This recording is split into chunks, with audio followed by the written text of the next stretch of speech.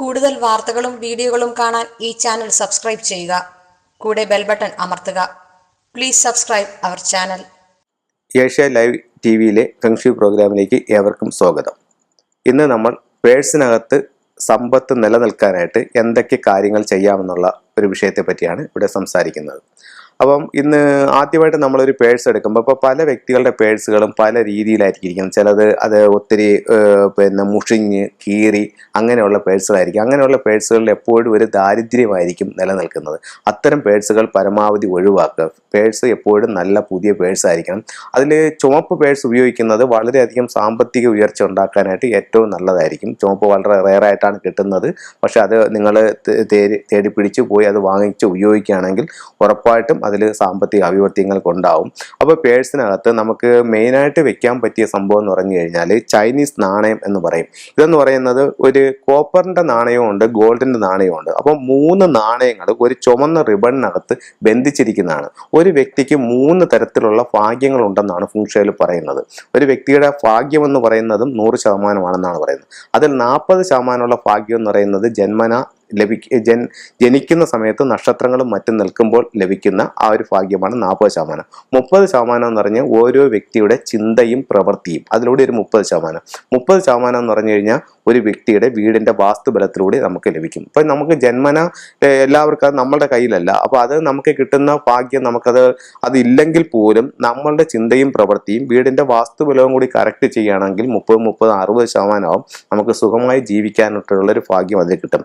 ഈ കോയിൻസ് എന്ന് പറഞ്ഞു കഴിഞ്ഞാൽ ഗോൾഡ് കോയിൻ നമ്മുടെ കൈവശം വെക്കുമ്പോഴത്തേക്ക് നമുക്ക് നമ്മളിലേക്ക് പൈസ വരുമെന്നും കോപ്പർ കോയിൻ ആണെങ്കിൽ പൈസയുടെ അധിക ചെലവ് ഇല്ലാണ്ടാവുമെന്നുള്ളതാണ് ഫെങ്ഷുയിലൊരു കണക്ക്. ഇത് 3 റിബണുകൾ ബന്ധിച്ചിട്ടുള്ളതാണ്. ഇതിന്റെ ഇൻ യാങ് എന്ന് പറഞ്ഞ 2 സൈഡുകളുണ്ട്. ഒരു സൈഡിൽ എന്ന് പറഞ്ഞാൽ 4 ചൈനീസ് ലെറ്ററുകളാണ്. അതാണ് മുകളിൽ വരേണ്ടത്.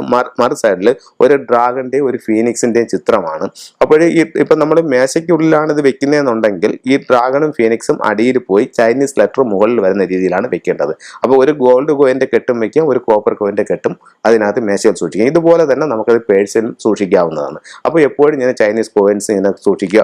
ഇത് പൊട്ടിപ്പോവുകയോ എന്തെങ്കിലും ഡാമേജ് വരികയാണെന്നുണ്ടെങ്കിൽ യാതൊരു കാരണവശാലും പിന്നെ അത് ഉപയോഗിക്കാൻ പാടില്ല, അത് ഒഴുക്കി കളയണം. പിന്നെ ഇത് കഴിഞ്ഞിട്ടുള്ള വേറൊരു സംഭവം എന്ന് പറഞ്ഞു കഴിഞ്ഞാൽ ഇപ്പം നമുക്ക് ഇത് ചൈനീസ് കോയിൻസ് ഒക്കെ എന്ന് പറഞ്ഞു കഴിഞ്ഞാൽ എല്ലായിടവും ഇന്ന് സുലഭമായിട്ട് ലഭിക്കുന്ന സാധനങ്ങളാണ്. പക്ഷെ നിങ്ങൾ ഒരു സാധാ ഒരു ഷോപ്പിൽ പോയിട്ട് ഒരു ചൈനീസ് കോയിൻ വാങ്ങിച്ച് നിങ്ങളുടെ പേഴ്സിൽ വെച്ചെന്ന് പറഞ്ഞു കഴിച്ചിട്ട് നിങ്ങൾ പ്രതീക്ഷിക്കുന്ന കണക്കുള്ളൊരു ഉയർച്ച നിങ്ങൾക്ക് അതിൽ കിട്ടണമെന്നില്ല.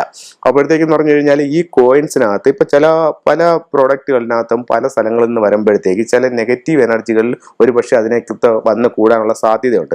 അപ്പോൾ ആ നെഗറ്റീവ് എനർജികൾ അതിനകത്തുനിന്ന് ഒഴിവാക്കിയതിന് ശേഷം അതിനകത്തോട്ടൊരു പോസിറ്റീവ് എനർജി കൊടുത്ത് അതിനെ ഊർജ്ജവൽക്കരിച്ചതിന് ശേഷം മാത്രം വെക്കുകയാണെന്നുണ്ടെങ്കിൽ നിങ്ങൾ ഉദ്ദേശിക്കുന്നതിൻ്റെ 10 മടങ്ങ് അഭിവൃദ്ധി നിങ്ങൾക്ക് അതിലൂടെ ഉണ്ടാവും. ഇത് പല രീതിയിൽ അതിനകത്ത് ഞാൻ ഊർജ്ജവൽക്കരിക്കാനായിട്ട് സാധിക്കും.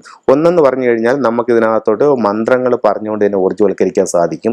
ഇപ്പൊ റേക്കി ചെയ്യുന്ന ആൾക്കാരാണെങ്കിൽ ആ റേക്കി എനർജി ഇതിനകത്തോട്ട് കൊടുത്ത് ചെയ്യാനായിട്ട് സാധിക്കും.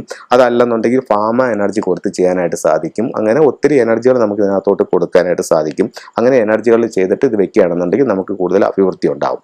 പിന്നെ ഒരു കാര്യമുള്ളതെന്ന് പറഞ്ഞു കഴിഞ്ഞാൽ ഇതിനകത്ത് പൊട്ടുകയോ ഒടിഞ്ഞു പോവുകയോ അങ്ങനെ എന്തെങ്കിലും ചെയ്യുകയാണെന്നുണ്ടെങ്കിൽ നമ്മളത് ഒഴുക്ക് വെള്ളത്തിലാണ് ഉപേക്ഷിക്കാനായിട്ട്, അല്ലാതെ എവിടെയെങ്കിലും വിട്ട് ചവിട്ടിക്കളയല്, ഒഴുക്ക് വെള്ളത്തിൽ ഇത് ഉപേക്ഷിക്കുക. പിന്നെ അത് കഴിഞ്ഞിട്ട് നമുക്കിപ്പം നമ്മുടെ പേഴ്സിനകത്ത് നമ്മുടെ അനിമൽ ഏതാണെന്ന് നോക്കിയിട്ട് ഇപ്പോൾ ഓരോ വർഷത്തിലും ഓരോ അനിമലുണ്ട്. ഇപ്പോൾ 2019 അനിമൽ എന്ന് പറയുന്നത് പിഗ് അനിമലാണ്. അപ്പോൾ ഇത് പിഗ് ഇയർ ആണ്. അപ്പോൾ അങ്ങനെ നിങ്ങൾ ഓരോരുത്തർ ജനിച്ച വർഷത്തിൽ ഒരു അനിമലുണ്ട്. അപ്പോൾ ആ അനിമൽ ഏതാണെന്ന് ഒരു ഫെങ്ഷി എക്സ്പെർട്ടിനെ കൊണ്ട് മനസ്സിലാക്കിയതിന് ശേഷം ഓരോ അനിമലിനും ഒരു സീക്രട്ട് ഫണ്ട് ഉണ്ട്. അപ്പോൾ ആ അനിമലിന്റെ കാർഡും സീക്രട്ട് ഫണ്ടിന്റെ കാർഡും കൂടെ വാങ്ങിച്ച് നമ്മുടെ കൈവശം വയ്ക്കുകയാണെങ്കിൽ നമുക്ക് എന്ത് കാര്യത്തിനും അദൃശ്യമായിട്ടൊരു സപ്പോർട്ടിങ് ഉണ്ടാവും. നമുക്ക് ഒരു ദോഷ സമയമാണെങ്കിലും അതിനെ അതിജീവിക്കാനായിട്ട് ഈ അനിമൽ കാർഡ് കൊണ്ട് നമുക്ക് സാധിക്കും എന്നുള്ളതാണ്. പിന്നെ അതുപോലെ തന്നെ സിട്രിന്റെ കോയിൻസ് ഉണ്ട്, സിട്രിന്റെ സ്റ്റോൺ ഉണ്ട്. ആ സ്റ്റോൺ നമ്മുടെ പേഴ്സിൽ വെക്കുന്നതും വെൽത്തിനെ ആകർഷിക്കാനായിട്ട് ഏറ്റവും നല്ലൊരു ടൂളാണ്. കൂടുതൽ വാർത്തകളും വീഡിയോകളും കാണാൻ ഈ ചാനൽ സബ്സ്ക്രൈബ് ചെയ്യുക. കൂടെ ബെൽ ബട്ടൺ അമർത്തുക. Please subscribe our channel.